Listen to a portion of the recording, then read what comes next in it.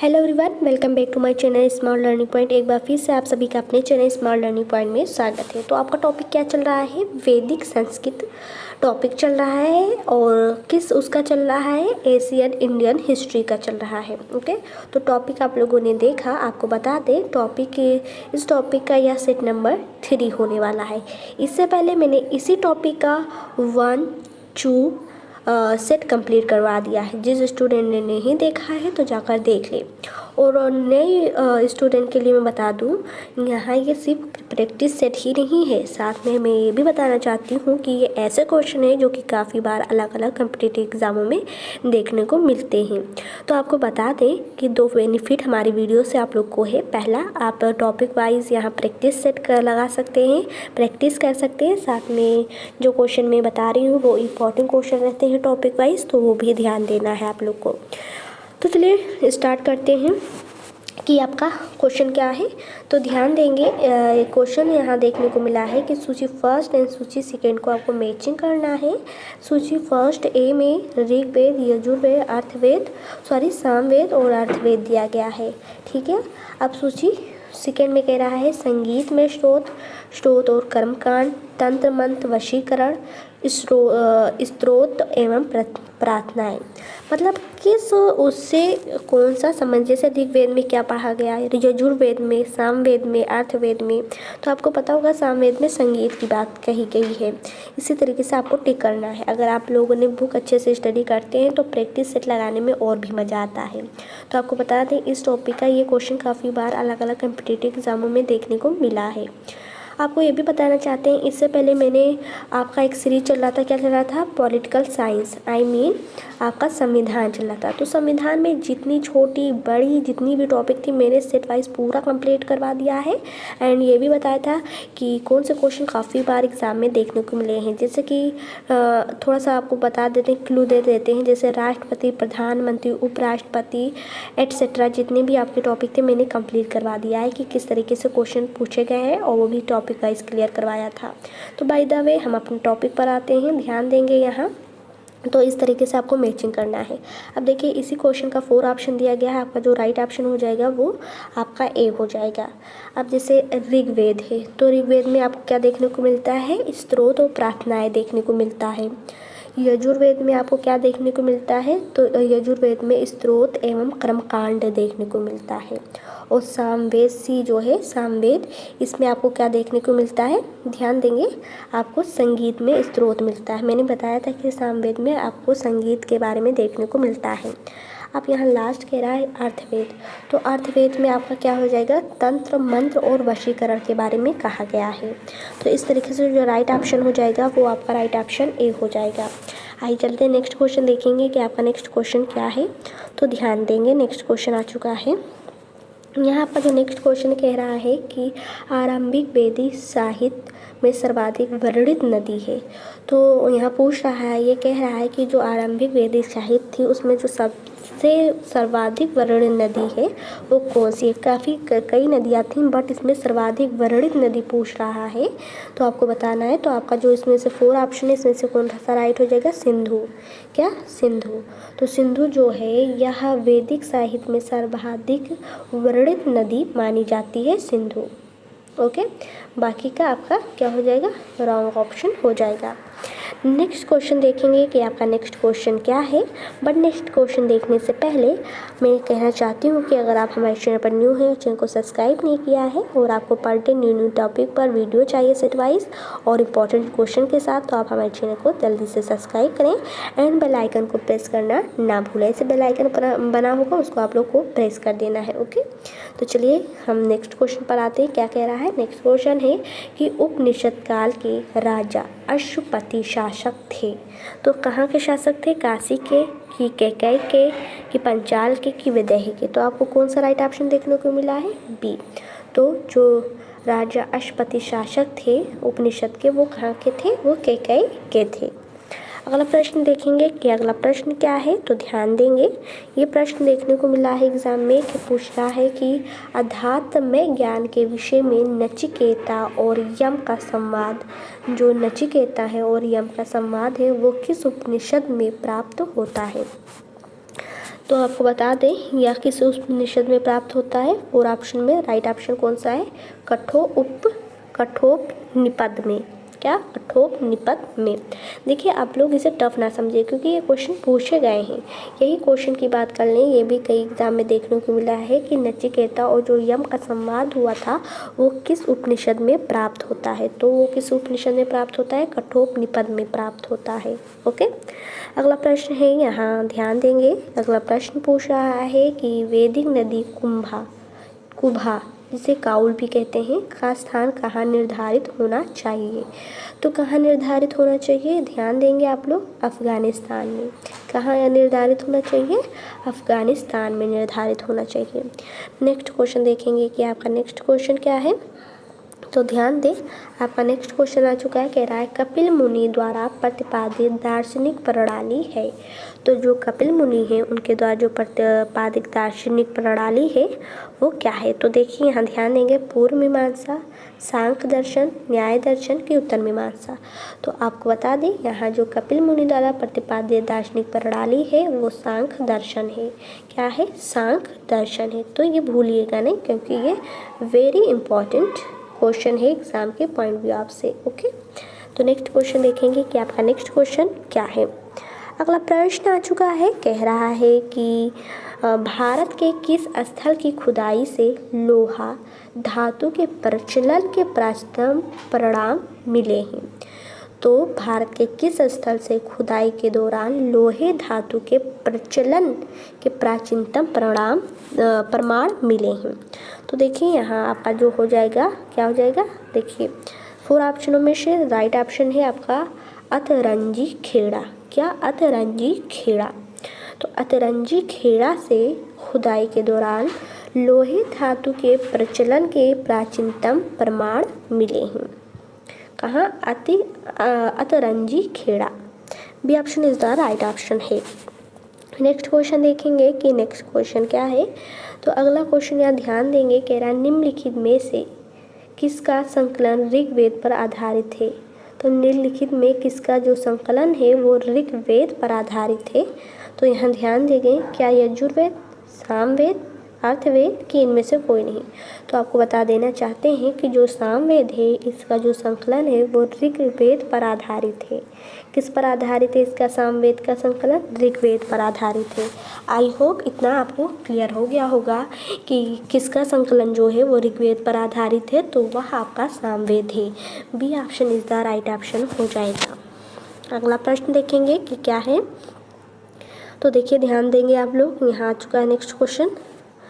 तो इसे ध्यान दें, कह रहा है कि निम्नलिखित में कौन प्रस्थानत्रयी में शामिल नहीं है।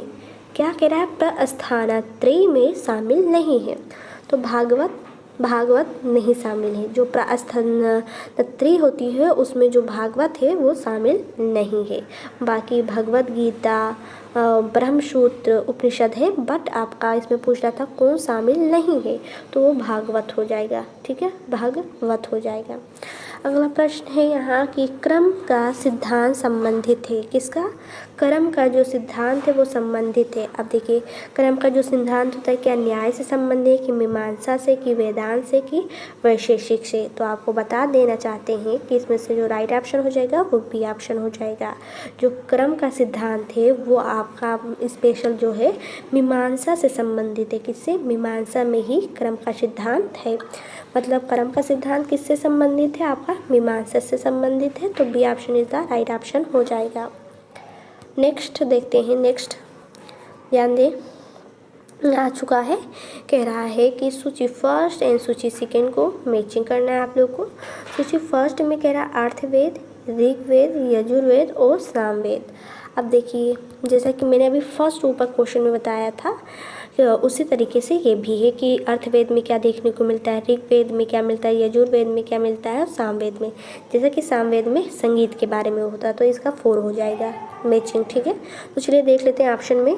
ऑप्शन यहाँ आपको देखने को मिल रहा है A option is the right option है। क्या, A option is the right option है आपका। तो देखिए A option is the right option हो जाएगा। देख लेते हैं जैसे कि अर्थवेद जो है, अर्थवेद में आपको क्या देखने को मिलता है, औषधियों से संबंधित जानकारी मिलती है। ऋग्वेद में देखते हैं क्या देखने को मिलता है। तो ऋग्वेद जो है इसमें आपको ईश्वर महिमा को देखने को बारे में मिलता है ऋग्वेद में। और यजुर्वेद में आपको क्या मिलता है, यजुर्वेद में आपको यजुर्वेद में बलिदान विधि देखने को मिलता है। क्या, बलिदान विधि देखने को मिलता है। और जैसा कि मैंने बताया था कि सामवेद में संगीत देखने को मिलता है। ये देखिए इसी तरीके से ये मैचिंग किया गया है यहाँ, इसी तरीके से। तो इस तरीके से जो राइट ऑप्शन हो जाएगा वो आपका ए option is the right option हो जाएगा। नेक्स्ट क्वेश्चन देखते हैं कि आपका नेक्स्ट क्वेश्चन क्या है। यहाँ देखिए, ध्यान दें, आपका है चरक संहिता नामक पुस्तक किस विषय से संबंधित है। I mean, जो चरक संहिता नामक पुस्तक है वो किस विषय से बिलोंग करती है। तो यहाँ आपका 4 ऑप्शनों में से जो राइट ऑप्शन है वो चिकित्सा, मतलब जो चरक संहिता पुस्तक है वो किस विषय के बारे से संबंधित है या किस विषय को बिलोंग करती है, तो वो चिकित्सा को बिलोंग करती है, मतलब चिकित्सा से संबंधित है। चरक संहिता में नामक पुस्तक में आपको क्या विषय देखने को मिलेगा, चिकित्सा देखने को मिलेगा, चिकित्सा के बारे में। तो इस तरीके से C option is the right option हो जाएगा, बाकी का आपका रॉन्ग ऑप्शन है। आई होप इतना क्लियर हो गया होगा। नेक्स्ट क्वेश्चन कह रहा है कि यज्ञ संबंधी विधि विधानों का पता चलता है। तो जैसा कि वहाँ मैचिंग करना था, यहाँ एक अलग क्वेश्चन पूछ रहा है कि यज्ञ संबंधी विधि विधानों का पता किस में चलता है। तो सामवेद में तो बिल्कुल नहीं पता चलेगा, ठीक है, सामवेद में बिल्कुल नहीं चलेगा, ऋग्वेद से भी नहीं पता चलेगा आपका देखने को, और ब्राह्मण ग्रंथों से भी नहीं, क्योंकि ब्राह्मण ग्रंथ कोई विधान विधि है ही नहीं उसमें। तो आपको तो ऋग्वेद, सामवेद, अथर्ववेद, यजुर्वेद यही देखने को मिलता है। तो इसमें जो राइट ऑप्शन हो जाएगा वो आपका राइट ऑप्शन हो जाएगा यजुर्वेद। यजुर्वेद में ही आपको यज्ञ संबंधी विधि विधानों का पता चलता है, मतलब यजुर्वेद में ही आप लोग यज्ञ संबंधी विधि विधानों को पढ़ते हैं। तो D option is the right option हो जाएगा। नेक्स्ट क्वेश्चन आ चुका है। नेक्स्ट क्वेश्चन कह रहा है कि वैदिक युगीन सभा, क्या वैदिक युगीन सभा कह रहा है, पूछ रहा है। तो आपका जो राइट ऑप्शन हो जाएगा, गांव के व्यावसायिक लोगों की संस्था थी वैदिक युगीन जो सभा थी, कि राज दरबार होता था, कि मंत्री परिषद थी, कि राज्य के समस्त लोगों की एक राष्ट्रीय सभा थी। तो आपको बता दें कि जो वैदिक युगीन सभा होती थी वो स्पेशल मंत्री परिषद थी जिसे ही वैदिक युगीन सभा कहा जाता था। C option is the right option हो जाएगा। नेक्स्ट क्वेश्चन देखेंगे कि आपका नेक्स्ट क्वेश्चन क्या है। अभी तक चैनल को सब्सक्राइब नहीं किया, बेल आइकन को प्रेस नहीं किया तो जल्दी से कर ले। नेक्स्ट क्वेश्चन देखने को मिल रहा है। नेक्स्ट क्वेश्चन में पूछ रहा है कि वैदिक युग में प्रचलित लोकप्रिय शासन प्रणाली थी। तो जो वैदिक युग होता था उसमें जो लोकप्रिय शासन प्रणाली थी प्रचलित रूप से, वो क्या थी, निरंकुश थी, कि प्रजातंत्र थी, गणतंत्र थी, कि वंशानुगत राजतंत्र था। मतलब जैसे कि राजा का बेटा ही राजा बनेगा, उसी को वंशानुगत ऐसे कहा जाता है कि वंश के द्वारा ही राजतंत्र चलता हो। तो वही पूछ रहा है कि वैदिक युग में जो प्रचलित लोकप्रिय शासन प्रणाली थी वो क्या थी, निरंकुश नहीं, प्रजातंत्र बिल्कुल नहीं, गणतंत्र थी। क्या थी, गणतंत्र थी। आपका C option is the right option हो जाएगा। अगला प्रश्न यहाँ देखने को मिल रहा है, कह रहा है सबसे प्राचीन वेद कौन सा है। ये मोस्ट इम्पॉर्टेंट क्वेश्चन है, काफ़ी बार बहुत ही सारे जितने भी एग्ज़ाम कम्पिटिटिव एग्ज़ाम होते हैं लगभग 99% आपको ये क्वेश्चन देखने को मिल जाता है इस टॉपिक से, कि सबसे प्राचीन वेद कौन सा है। ठीक है, सबसे प्राचीन वेद कौन सा है, तो आपका हो जाएगा ऋग्वेद। ऋग्वेद को ही सबसे प्राचीन वेद माना जाता है। ठीक है, किसे सबसे प्राचीन वेद जो माना जाता है वो आपका ऋग्वेद को माना जाता है। तो इस तरीके से ए option is the right option हो जाएगा। नेक्स्ट क्वेश्चन पूछ रहा है, यहाँ ध्यान देंगे, कह रहा है कि निम्नलिखित में से कौन भारतीय दर्शन की आरंभिक विचारधारा है।